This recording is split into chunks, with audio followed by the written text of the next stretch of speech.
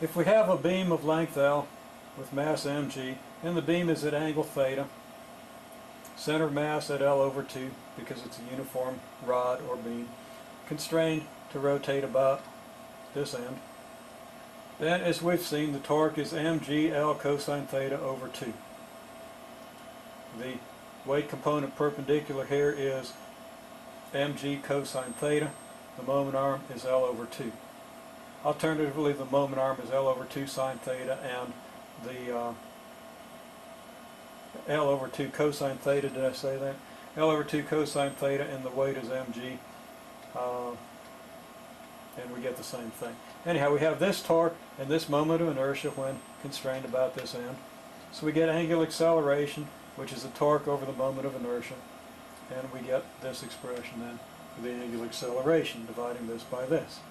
The masses, of course, divide out, and we end up with 3/2 g cosine theta over L for the angular acceleration.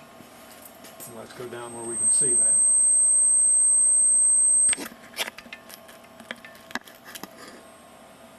From this, it follows that,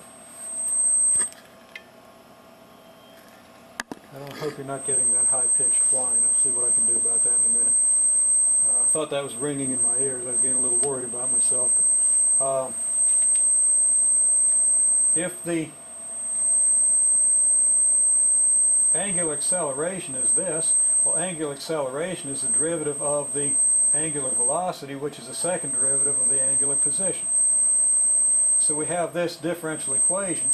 Second derivative of theta with respect to t is 3/2 g cosine theta over L.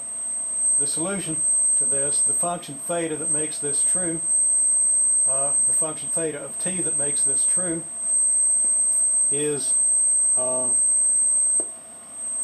to be the angular function of time that describes the falling of the beam.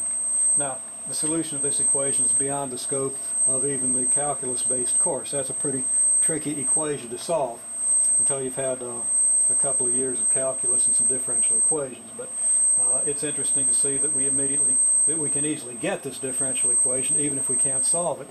And Derive could solve this differential equation for us, I believe.